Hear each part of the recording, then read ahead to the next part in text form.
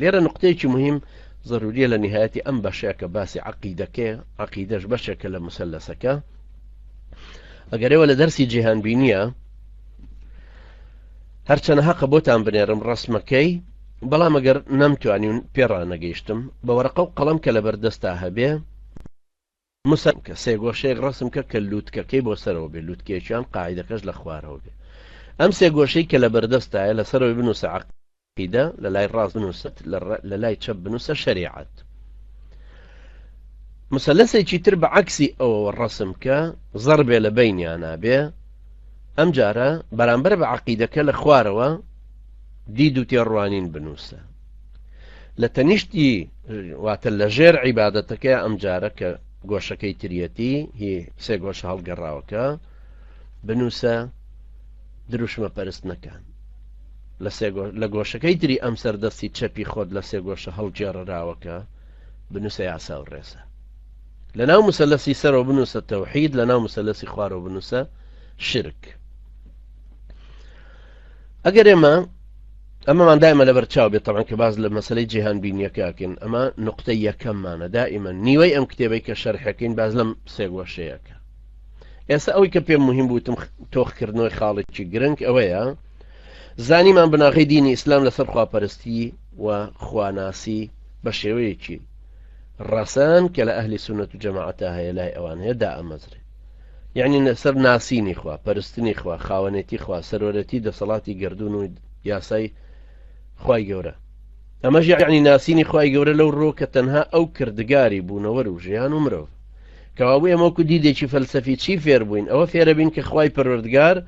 کردگاری بوونەوە و ژیان و گردون ژیان و مرۆڤ الكون والحياة والإنسان وخلق كل شيء فقدره تقديرا هەموو شتێکی لە نەبووەوە هێناوەتە بوون و هەموو پێویستەکانی هەبوون و مانەوەی بۆ تەقدیر و دابین کرد خوای گەورە کە پەروەردگاری ئێوەیە پەروەردگاری ئاسمانەکانە پەروەردگاری زەویە ئەنجامە خوای پەروەردگارە فەرمێ هەروەها پەروەردگاری هەرچی شتێکە کە لە زەوی و ئاسمانەکانە هەیە پەروەردگاری هەموو شتێکی تریشە قال بل ربكم رب السماوات والأرض الذي فطرهن خوای ئێوەیە خوای ئاسمانەکان و زەوی و ئەوانەی کە تێدایان کە هەمووی ئەو دروستی کرد کەوابوو ئەمە کردگارێتیە ئەنجا خوای گەورە خاوەنیانە ولله ملك السماوات والأرض وما بينهما يخلق ما يشاء والله على كل شيء قدير خوا خاوەنی ئاسمانەکان و زەوی و ئەو شتانە شەکە لە نێوانیانە هەیە هەرچی بوێ دروستیەکە خوا بەسەر هەموو شتێکە بەتوانایە على كل شيء قدير هەموو صیفەتەکانیشی تەواون و کە مکورتیان تیانە ليس كمثله شيء وهو السميع البصير هیچ کەس و شتێک لە نمونەی ئەو نییە ئەو بیسەر و بینەرە ولم يكن له كفوا أحد هاوێنەی هاوشێوەی هاوتوانای هیچ شتێک وەکو ئەو جا لەبەرەوەی ئەنجا لێرە ئەوە فێر بووین کە کردگارە خاوەنە هەموو سیفەتەکانی تەواو هیچ شتێک وەکو ئەو نییە ئەنجا لەبەرەوەی ئەو خۆی هەر خاوەنە کاروباری تەواوە خۆی تەواوە ئەنجا هەر ئەو کەوابوو شانی پەرستن کەوابوو پەرستن بۆ ئەبێ پەرستن بۆ یەکێک ئەنجام بدرێت کە هەموو سیفەتەکانی تەواون کە کردگارە بۆی ببێ بە پەروەردگار يا أيها الناس فاجرا فرمي يا أيها الناس اعبدوا ربكم الذي خلقكم والذي قبلكم لعلكم تتقون هو خلقنا همو خلق أو بري خوتان بپرستن ها فرمي اعبدوا ربكم الذي خلقكم خلق صفة الربوبية دواء عبادتي كردوا ليان كصفتي ألوهيته بأوي ربوبية خواه بچسبينه وهروها پروردگاريت يكشي وخوايت يكي خواش بچسبينه اعبدوا ربكم الذي خلقكم والذين من قبلكم لعلكم تتقون او پروردگاری خوتان بپرستن که هم ایوی دروست کردو هم اوانی پیش خوتان بو تا پارێزگاریتان دەستکەوێت تا بچنە ڕیزی ئەهلی تەقوا دیسان کە مادام هەر ئەو هەموو سیفەتەکانی تەواو بن و بپەرسترێ هەر ئەویش خاوەندە سەڵات و بەزەی و قدرەتی بەسەر هەموو شتێکی تراشکێ ذلكم الله ربكم لا إله إلا هو خالق كل شيء فاعبدوه وهو على كل شيء وكيل أو خواي پروردگارتانە کە هیچ خوایەک نییە شایانی خوایەتی بێ جگە لەو ئەو کە کردگاری هەموو شتێکە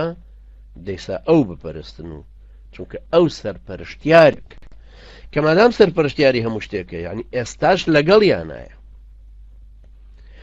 خوایە کە ئاوا زانا و کاربەجێ و کردگار و خاوەن و پەروەردگار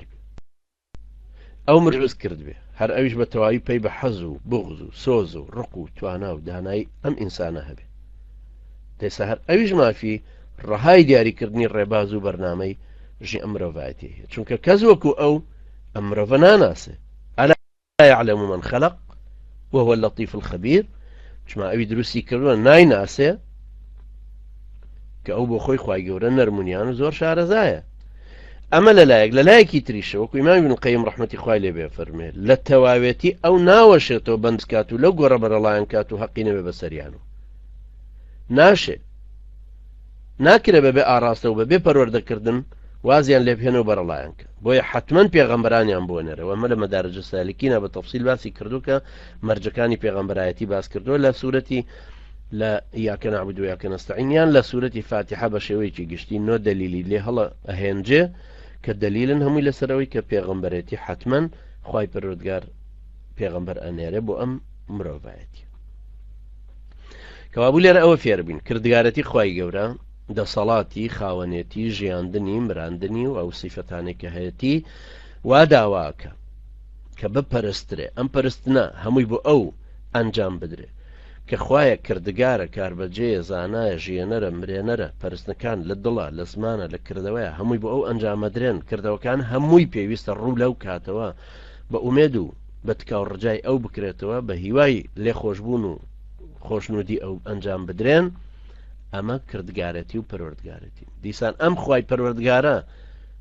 پێغەمبەرانی بۆ ئەوە ناردووە کە ڕێباز و بەرنامە و دید و تێڕوانین و ڕەفتار و ڕەوشت و تەزکیەی نەفس و نەریتە کۆمەڵایەتیەکان بۆ ئەم خەڵکە دیاری بکە هەروەکو کە سیستم و ئیدارەی شێوەژیانیان پێکەوە دیاری بکات ئەمەش دیسان نقطەیەکی جەوهەریە چونکە تاکو کۆمەڵگەکان و کاتە بەرە ئەو هەڵوێست و ڕەفتارانە ئاڕاستە ئەکاتەوە کە ئاسوودەیی دنیا و خۆشنودی یان بەختەوەریان ڕووسپێتی قیامەتیشیان بۆ مسۆگەرەکە